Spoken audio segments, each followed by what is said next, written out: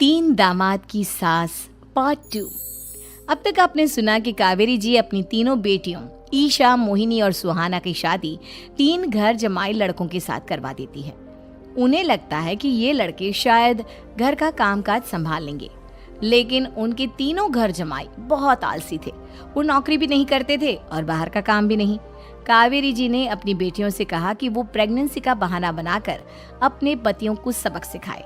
अब सुनिए आगे। मम्मी, आपने जैसा कहा था हमने वैसा ही किया, लेकिन देखिए ना, विवेक का हाल तो वैसा का वैसा ही है। घर में ना सुबह का नाश्ता बनता है और ना खाना। नौकरी पर जाने की बात करूं तो खाने को दौड़ते हैं मुझे। हाँ मम्मी, मैंने भी सुमित को कितनी बार कहा कि अगर नौकरी नहीं करनी तो कोई छोटी सी दुकान ही खोल लो। घर का खर्चा कैसे चलेगा? देखो दोपहर के 12 बजने आए और जनाब अभी तक सो रहे हैं। हाँ मम्मी, ईशा और सुहाना ठीक कहती हैं। अविनाश का भी यही हाल है। जब मैंने अपनी प्रेगनेंसी के बारे में कहा तो मुझसे कहने लगा, अरे दूसरी लड़कियां तो 9-9 महीने तक नौकरी करती है, बस डिलीवरी के टाइम छुट्टी लेती है। मोहिनी, तुम भी नौकरी करो। अब मुझे कहाँ नौकरी मिलेगी? मम्मी बताओ अब मैं क्या करूँ?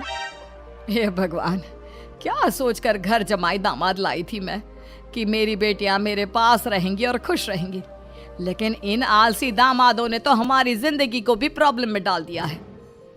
मैं तो कहती हूँ मम्मी, हम लोग वापस अपनी जॉब पर जाना शुरू कर देते हैं। बता देते हैं इन लोगों को कि हमने प्रेगनेंसी का बहाना किया है। नहीं नहीं बेटा, ऐसी गलती भी मत करना। अगर तुमने ऐसा किया तो इन तीनों की आदत और खराब हो जाएगी। अरे आज नहीं तो कल कभी तो तुम प्रेग्नेंट होगी, तब वापस यही प्रॉब्लम आएगी। तब क्या करोगी तुम तीनों? हाँ मम्मी, आपकी बात तो बिल्कुल सही है। इन लोगों को तो सुधारना ही पड़ेगा। लेकिन कैसे? अपने बच्चों के आने की खबर सुनकर भी इन लोगों पर कोई असर नहीं हो रहा। पैसे कमाने के लिए घर से बाहर निकलना ही नहीं चाहते ये तीनों। अब मेरे दिमाग में एक प्लान आया है। तुम तीनों चिंता मत करो, उन तीनों को बुलाओ, फिर मैं बात करती हूँ। थोड़ी देर बाद कावेरी जी अपने तीनों दामादों को सामने बुलाकर अपनी बात कहना शुरू करती हैं। अविनाश, सुमित और विवेक, देखो बेटा, मैं ना तुम तीनों से बड़ा प्यार करती हूँ, इसीलिए तो तुम्हें घर जमाई बना कर रखा है मैंने। अरे मम्मी जी, सीधे सीधे कहिए ना, क्या बात है? प्यार तो हम भी आपको बहुत करते हैं। अरे मम्मी जी, आपकी इज्जत भी बहुत करते हैं। अरे भाई, आपके जैसी सास और कमाने वाली बीवी सबको मिलती है क्या? हाँ मम्मी, विवेक और सुमित ठीक कह रहे हैं। आपकी बेटी से शादी करके मेरी तो जिंदगी ही अच्छी हो गई है।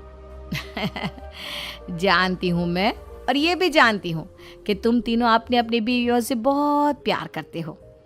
बेटा, बात ऐसी है कि हमारे कुल गुरु ने कहा है कि प्रेग्नेंट होने के बाद मेरी तीनों बेटियां शुरू के 4 महीने हमारे गांव में जाकर रहेगी, जहां मेरे चाचा जी रहते हैं।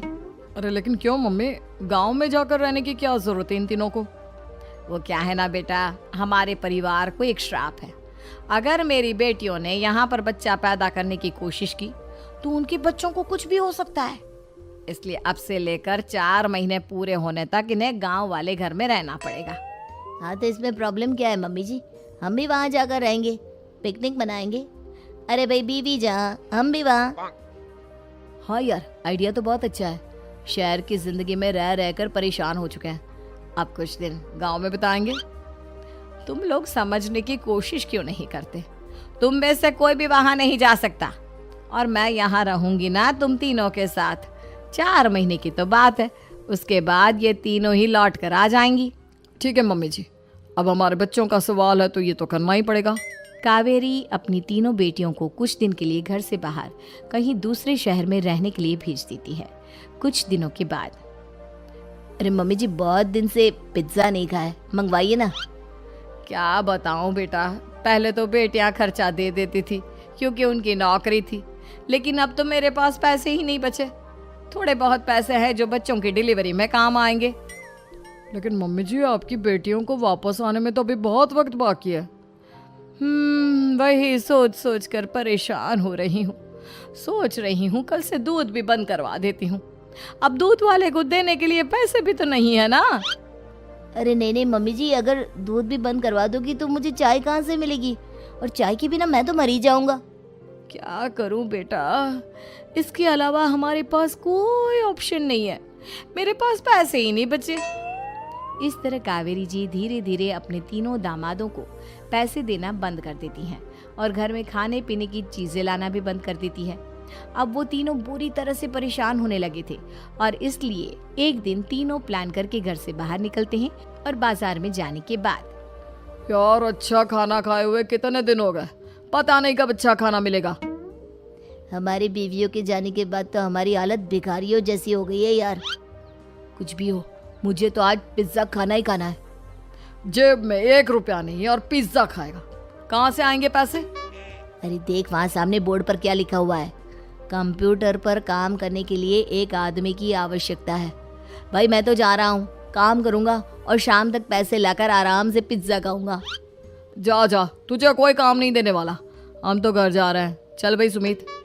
सुमित और अविनाश वहाँ से चले जाते हैं और विवेक उस कंप्यूटर शॉप पर सारा दिन काम करके 5,000 रुपये कमा कर घर लौट कर आता है और अपने खाने के लिए अच्छी अच्छी चीज़ें भी लेकर आता है।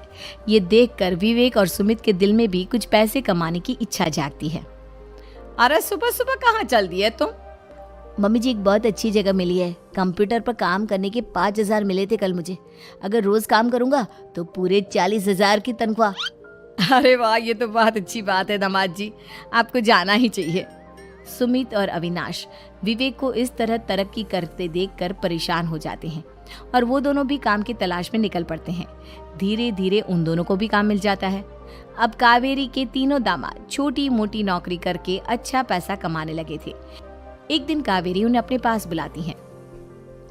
अरे वाह, विवेक 40,000 कमा लेता है, अविनाश 60,000 और सुमित तुम भी 40,000 के आसपास कमा ही लेते हो। कुल मिलाकर तुम अच्छे खासे पैसे कमा रहे हो बेटा।